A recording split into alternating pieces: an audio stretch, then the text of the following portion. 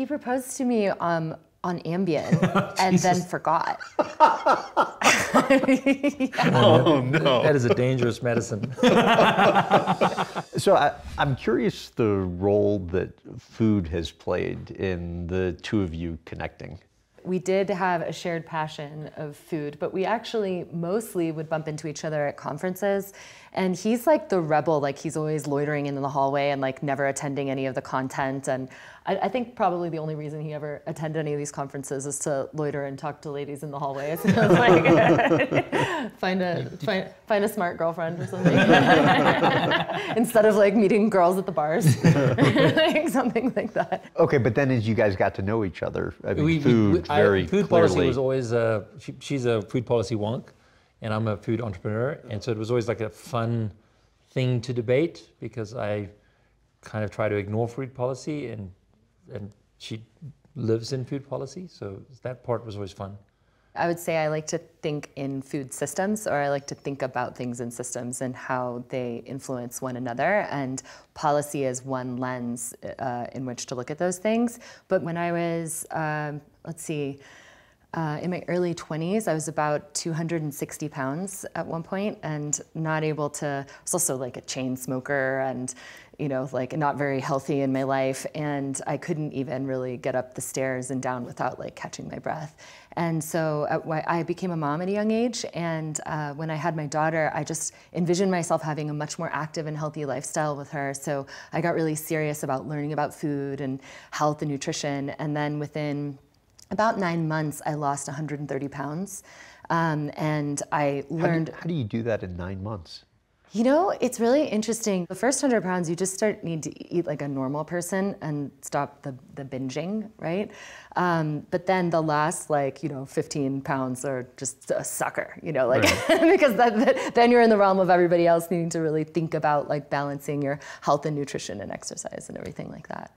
Then my daughter was getting old enough to start having her first bites, and I went to put that first bite in her mouth. Like, as a mother, you want for your child the most nourishing, wholesome food for their brain development and for their body's development. But I just wanted to know, like, where did this food come from? And that really set me on a quest to just keep learning about that. And that took me through, you know, several academic degrees and professional research and advocacy in the space to help create a food system that nourishes humanity adequately, equitably, and sustainably.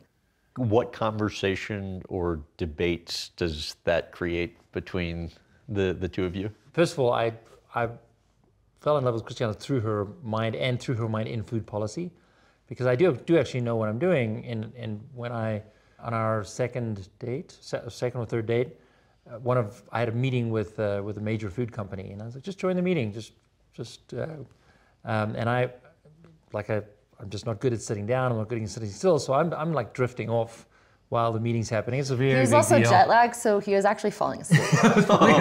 Drifting off is like. Yeah. And you're thinking what at the time as he's also falling asleep? because he introduced me into the meeting. It was a research lab of a big food company. He introduced me. I walk into the room and he's like, "This is Christiana. She's like a girl I'm on a date with. Can she join the meeting?" It's like, he doesn't really like clearly say who I am or what I'm doing there. Oh no! And so, yeah. So I start falling asleep in the meeting, and then she just takes it over and just starts debating with these folks, you know, chief scientists of this and chief blah, blah, blah of that. And I was just like, wow, this is really amazing what was coming out of just her depth of understanding and her analysis. And I respected her mind. It was actually amazing to just me not talk and then listen to what she had to say. It was quite remarkable. That's when I was like, oh, I think I love this girl. Aww. If you realized in that meeting that you loved her, how long before you dropped the L-bomb? Actually, it wasn't long. It was 2 weeks. I thought you were going to ask, when did he propose to me? I'll ask that one. Oh, he proposed to me on Ambien and then forgot. Oh, no. That is a dangerous medicine. Wait, so how did that go down? Oh, well, like we were going to bed in a hotel room in New York, and we were like brush our teeth, and we're like getting in bed, and we're like good night, and then like he's laying there a little bit, and he's like, you know, I really got to get over some things so that I can just feel ready to commit and marry you. And I was like, that's fine. You have all the time in the world. We're just, on this journey. And he's like, actually, I'm ready. We should get married. And I was like, oh, wow. Okay, well, why don't we think about it tomorrow? And he's like, here's how I see the world. And he starts getting into dates and what I'm going to be wearing and what the dress is going to look like and like all of these things.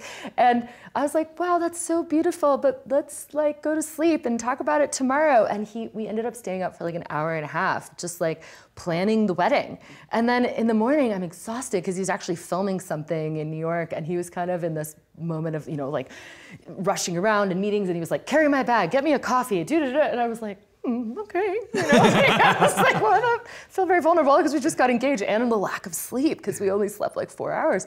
And like later in the day, I was like, I'm exhausted because we only slept 4 hours. He's like, we slept 6 hours. What are you talking about? I was like, no, we slept 4. We slept 6. I'm like, no, we stayed up 2 hours talking. He's like, no, we didn't. I was like, who are you? What is going on? Wait, how did it come up for the first time the next day? And then you're thinking, so what? she did ask about last night, the night before, and I just was like, Ambien you just have total memory blank. And then she described it, and I was like, I actually said, that is actually how I feel, but I really don't remember last night.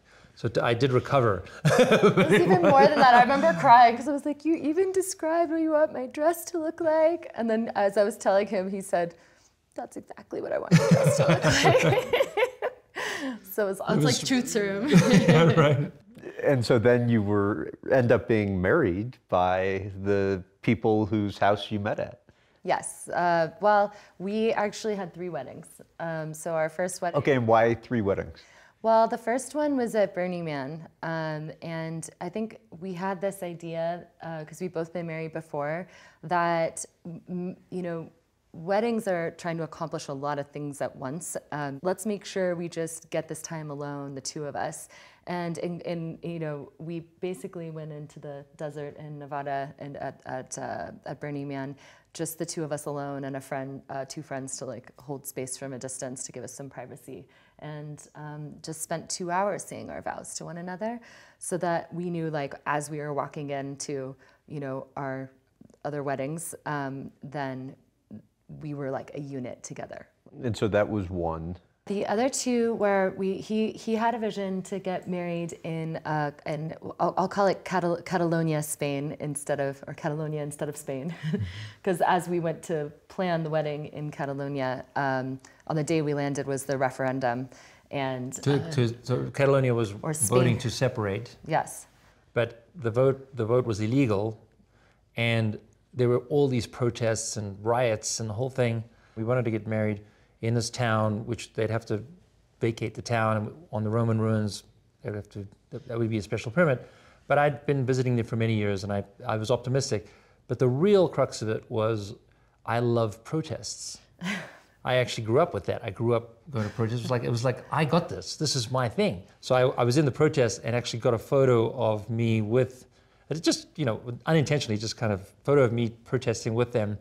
So that got shared with all of the locals. And so then they were in favor of our wedding being there. Like, Catalonia! Easy to convince the Lears to marry you? Oh man, their home has always been this. I started being invited over to their home in my early 20s, I think, and it was a place where they would invite thought leaders, early screenings of new documentaries, different emerging political leaders, and their union, like what they each bring to that partnership. So it was so meaningful to us that we asked them to marry us, and that was really. Yeah, that was really special, being married by 2 people that you admire and that you would love to grow into a relationship like theirs. There's a good story behind the 3rd one? Well, the 3rd one, so we started planning the Catalonia one, and then it just basically was getting to be such a big party that then we were missing on the union of the family and how important that is. So we decided to organize another wedding in Dallas, where I grew up, and that was actually our legal wedding that was officiated, except we wanted to be married in Colorado, so we waited till we landed the next day to get married actually in the airport, so there's technically 4 weddings. Yeah, technically 4. Yeah. Just before this, you were actually meditating. Explain the role kind of you've played in teaching Kimbal a little bit about meditation. We assume that I taught him. We did learn from each other, but we both also came to it ourselves. I think we both had a lifelong path of both like trying to navigate the pain, either physical, emotional, psychological, and also seeking greater questions of meaning and purpose, and also trying to be our best selves in our partnership, as parents. And there are so many different tools of doing that and working with the mind and the body. So I'd say like we both have many tools for trying to, ease the pain and also be, more present with ourselves, each other, and in service to the world. And you mentioned the pain. In what ways do you think you each have helped one another through, whatever those challenges have been? I would say that both of us have independently, but now also together, have lived very interesting lives. And it's actually a curse. May you live an interesting life. And why do you say that? Because it's actually hard. What we have learned is actually it's pretty great having an interesting life if you do learn how to manage your own emotional stress, your own psychological, the tricks your mind plays on you. So meditation gives us 20 to 30 minutes, or like I just took a 10-minute one, just a time to calm the nervous system. And if that's all it does, it's great. I know, you asked about the pain, and I don't know if I'll just share a little bit about this, that I think that's something that came up like on our first date, that we'd been friends for a long time. But he asked me on our first date, he's like, okay, well, I've got to do the crazy check now that we're like in dating zone. It's like, okay, well, what's the crazy check? I'm ready. He's like, are you crazy? I was like, that's it. And I'm like, that's the crazy check? Like, how do you know? Like, how do I answer this correctly? But I told him no, but I used to be. And he said, what do you mean? And I rolled up my sleeves and showed him that I have scars all over my body. I was a self-harmer for many years of my youth, and shared with him like that journey of PTSD and surviving that, and learning the tools of learning to be in this body, in this world, and be not just like coping, but thriving. And then I remember when I finished sharing my story with him, he was like, I think I might be a little crazy and I might need your help.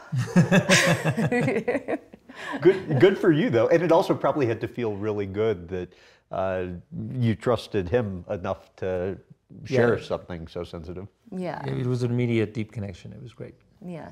What do you think the future holds for you guys? Like, we started out talking about how we've been in different lanes, and we have different strengths and different skills and different capacities, and we have kind of reverence and awe for each other. But one thing I love about Kimbal is he's really celebrated my creativity and really said, asked me to just keep leaning into my poetry and art and creativity in all different ways. And that's really been fun to start to look at how we can co-create together. Just collaborating on a sky story, like with his drone shows, has been really fun. And in fact, she did a sky story with drones before we started Nova Sky Stories, and it was my main inspiration for, wow, this is a very powerful art medium. And it was her poetry with an incredible artist, but really moving, like it really touches the heart. But I was too serious before Kimbal to take any of my personal passion in art seriously. I think through Kimbal just have learned that to resonate with people and is what moves us all towards loving the beautiful world that we're in. And what I look forward to is just we're continuing to learn how to co-create together, and that's what I'm really excited about.